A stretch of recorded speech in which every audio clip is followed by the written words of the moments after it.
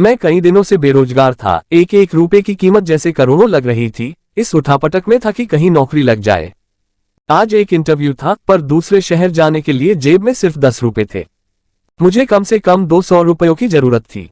अपने इकलौते इंटरव्यू वाले कपड़े रात में धो, पड़ोसी की प्रेस मांग के तैयार कर पहन, अपने योग्यताओं की मोटी फाइल बगल में दबाकर 2 बिस्कुट खा के निकला। लिफ्ट ले पैदल जैसे तैसे चिलचिलाती धूप में तरबतर बस इस उम्मीद में स्टैंड पर पहुंचा कि शायद कोई पहचान वाला मिल जाए, जिससे सहायता लेकर इंटरव्यू के स्थान तक पहुंच सकूं। काफी देर खड़े रहने के बाद भी कोई नहीं दिखा। मन में घबराहट और मायूसी थी, क्या करूंगा, अब कैसे पहुंचूंगा। पास के मंदिर पर जा पहुंचा।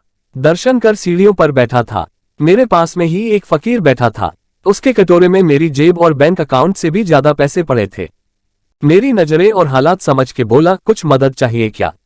मैं बनावटी मुस्कुराहट के साथ बोला, आप क्या मदद करोगे। तारांकन, चाहो तो मेरे पूरे पैसे रख लो। वो मुस्कुराता बोला। मैं चौंक गया, उसे कैसे पता मेरी जरूरत।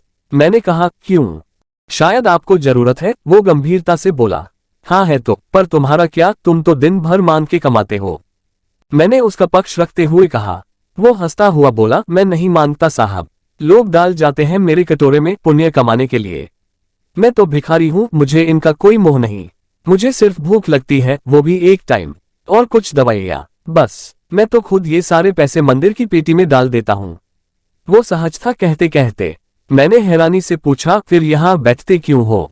जरूरतमंदों की मदद करने, कहते हुए वो मंद मंद मुस्कुरा रहा था। मैं उसका मुंह देखता रह गया। उसने 200 रुपये मेरे हाथ पर रख दिए और बोला, जब हो तब लौटा देना।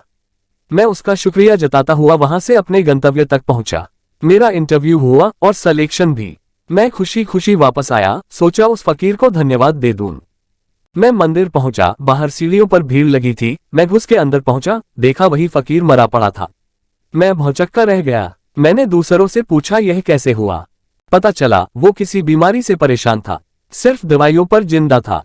आज उसके पास दवाइयां नहीं थी और न उन्हें खरीदने के पैसे। मैं अवाक सा उस फकीर को देख रहा था। अपनी दवाइयों के पैसे वो मुझे दे गया था, जिन पैसों पे उसकी जिंदगी का दारोमदार था। उन पैसों से मेरी जिंदगी बना दी थी। भीड़ में से कोई गाली देता हुआ बोला, अच्छा हुआ मर गया, ये भिखारी भी बोझ होते हैं, कोई काम के नहीं।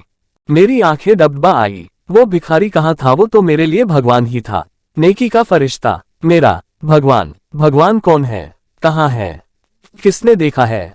बस इसी तरह मिल जाते हैं।